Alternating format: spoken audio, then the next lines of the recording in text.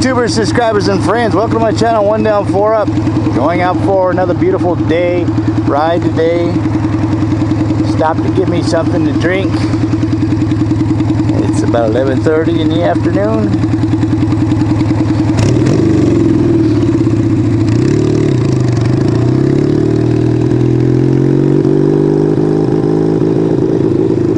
Is my bike gonna set off this light here? I will find out.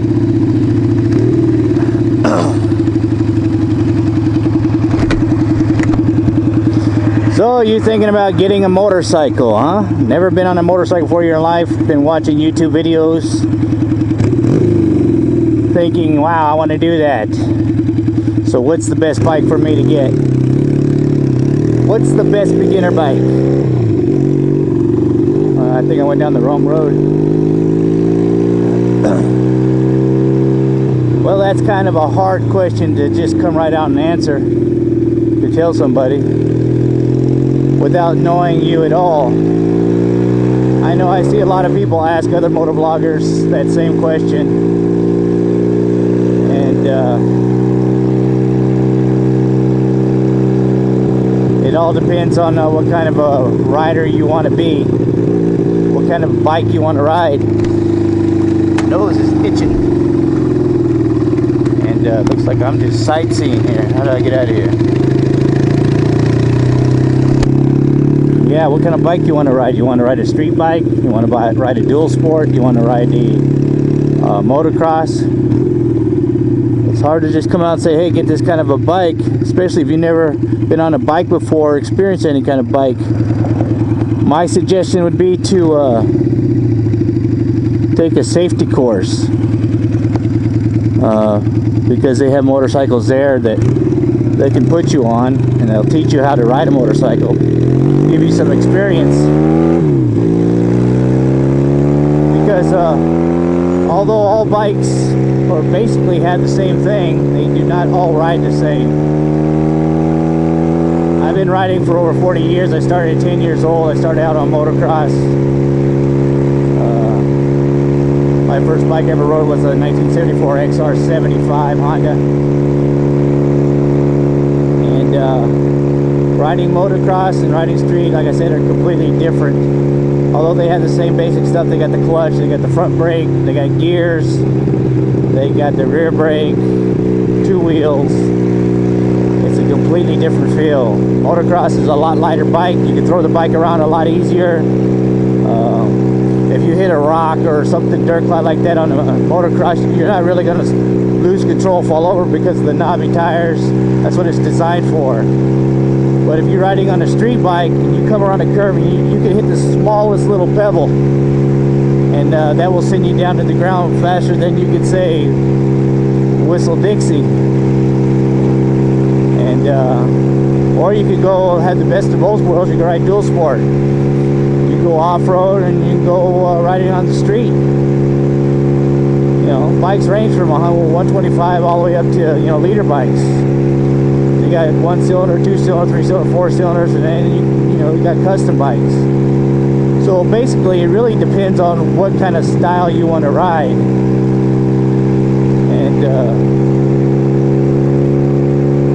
you know, what area of the country you want to ride too. You know, it's not an easy question to just come right down and answer and say, oh yeah, you should get you a Kawasaki 250 engine, that's a good starter bike. It's not necessarily 100% true either. Flushing my camera here. So you have to ask yourself the question, what kind of rider do you want to be? You shouldn't ask anybody what kind of bike you should start out at, because like I said, everybody is different. Look at the beautiful Santa Catalina Mountains. Ask yourself this question: if you're walking down the street or you're walking in a hallway or something like that, and somebody jumps out and goes, ah, and scares the hell out of you, how do you react? What's your first reaction? Do you freak out, scream, do you freak out, run away, or do you focus 100% on what is scaring you? Because basically that's what riding a motorcycle is like. You don't have no clue what's going to happen when you're out on a motorcycle. Like I'm driving on this little road right here, back street road. You know, I have no idea what this guy in his car is going to do. He could turn at the last minute right in front of me. You know, with my experience of riding for over 40 some years, like that guy in the red car, he could have just shot out. What am I going to do? Am I going to grab the front brake and lock up my wheel and flip the bike over and fly over the handlebars, or lay the bike down? Or with my experience in riding, am I going to grab both brakes at the same time, swerve to the left or swerve to the right? You know, that's a split second decision that you have to make. And if you're inexperienced and you freak out easy, like I said, if somebody scares you, how do you react? It's going to tell you how you're going to react on a motorcycle if somebody does that to you. You know, somebody decides to switch lanes on you automatically and you're in your own lane, minding your own business, how are you going to react? You're going to freak out, lose control, hit a curb, or hit the car that's trying to pull into your lane. Those are the kind of things that you have to constantly be focusing on when you're riding a motorcycle. You know, like if I look at that golf course right there, I'm still looking at my peripheral vision out of this side. I can still see what's going on over here. Excuse me. I mean, as a beginner rider who's never been on a motorcycle before, you don't know these things. But I mean, with time of getting riding experiences, you learn this stuff. You know, knock on wood, I've never been in a motorcycle accident on a street bike, but I've been in 1,000 motorcycle accidents in motocross, because it's a completely different riding experience. I've had people ask me what's a good starter bike, and like I said, it all depends. Everybody is different. You know, you got to get some experience under your belt before you go out and drop a bunch of money on a motorcycle nowadays. Get out here on the road and end up killing yourself or killing somebody in the process. Your front brake controls 70% of your stopping. But if I grab this front brake right now, you know, I could go over the handlebars. The handlebars could twitch, and you know, I could lay the bike down. You know, you got to learn to grab both brakes at the same time, stop evenly. You know, and you have to practice not to freak out, not to panic. I watch a lot of YouTube videos of motor bloggers, people on motorcycles that have like 3 months to 6 months experience, and somebody pulls out in front of them and they yell, start screaming and yelling. You know, they've completely taken their focus off of what's going on, what's happening, and what they're doing at the time. That, you know, maybe they forgot there was somebody in the back tailgating them, and you know, they could get hit from the back just because they freaked out what happened to them on the front here on the side. So there's a lot of different scenarios that can happen to you on a motorcycle while you're riding, and without having any experience, dead end. Without having any experience, you know, you really don't know what you're going to do. Like this guy right here, he just whipped out from the subdivision here on her cell phone. So what I would say is, like, yeah, go to a safety course before you go out and drop a bunch of money on a bike. Go take a safety course. You know, invest some money in a safety course. Get some knowledge underneath your belt before you go out and spend $4 grand on a motorcycle, and you end up dumping it, and then you decide, oh, I don't want to ride motorcycles anymore. That would be my advice. I would not give anybody, say, oh yeah, go out and get this Ducati, man, that's a perfect starter bike. Or go get this Ninja 250 or Ninja 300, or, you know, go get a you know, GX or GSXR, whatever it's called there, Gexer, how they say Gexer. You know, don't try to be like what you see on YouTube. When you ride a motorcycle, you got to ride your own ride. You got to be your own rider. You know, yeah, it's nice to watch these guys and say, wow, I want to be like this guy someday. I understand all that, but without the experience under your belt, you know, you could injure yourself pretty bad, or injure somebody in the process because of inexperience. You know, I would do what I did. I have a 30-year-old daughter, and how I taught her how to ride.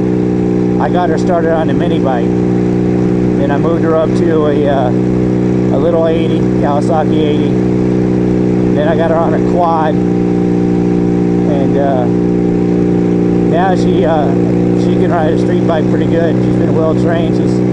She's got a good. I started her at 7 years old, and she's 30 now, so she's got some riding time under her belt.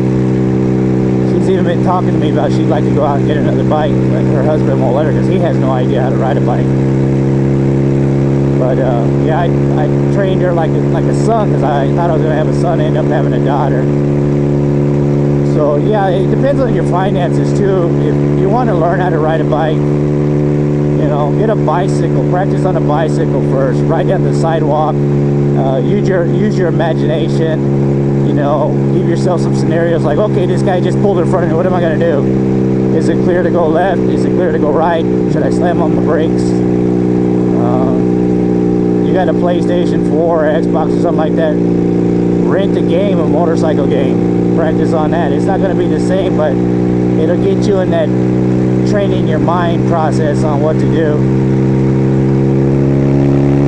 Beautiful mountains. I love those mountains. Yeah, so I never like to give anybody any advice like that, but I've been thinking about it for a while, so I thought I'd make a video. You know, especially living here in Arizona, not only do you have to watch out for people in cars and trucks, or as we call them, cagers, you got to watch out for wildlife.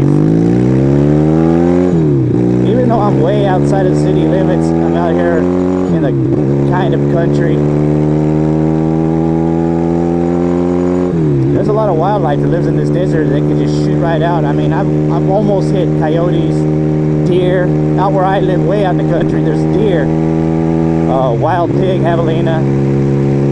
You know, when one shoots out, 2 or 3 more fall behind it. So you constantly got to be scanning the sides of the roads. Even birds. I've had birds dive bomb right across me, and I've almost nailed birds. That's why I don't understand why people ride without helmets. I got hit in the face with a bug one time when I put my shield open, and that hurts like a motherfucker. So, I mean, I could just imagine a bird could take you right off the motorcycle, man.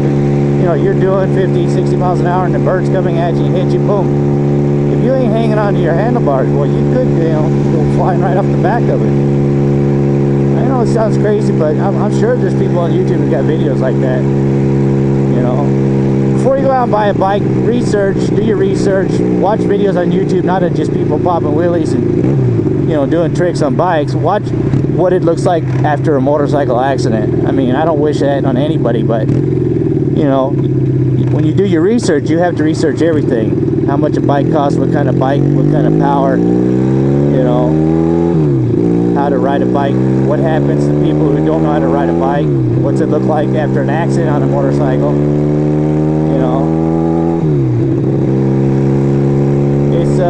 It's not that the motorcycles are dangerous, it's that the people who don't respect the power of the motorcycle and the inexperienced riders, which makes it dangerous. You know, like I said, I've been riding over 40 years and I've never been in a motorcycle accident on the street, but motocross, that's a different story, because, you know, I ride like a demon in the dirt, and dirt is a lot more kind than this hard concrete.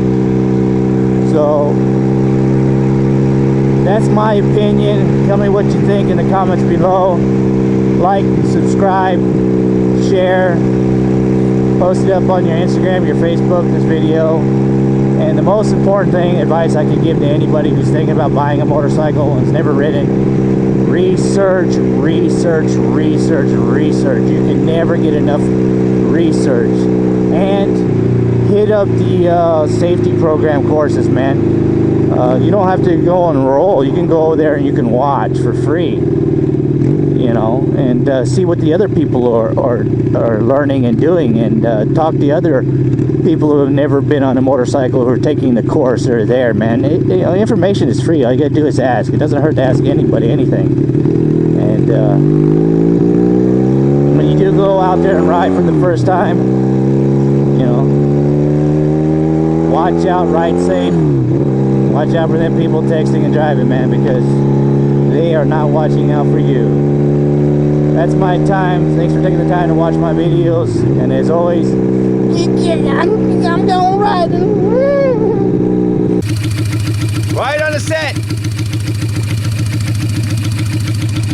Scene 1, take 1. This has been a 1 down, 4 up production. Thanks for taking the time to watch our videos.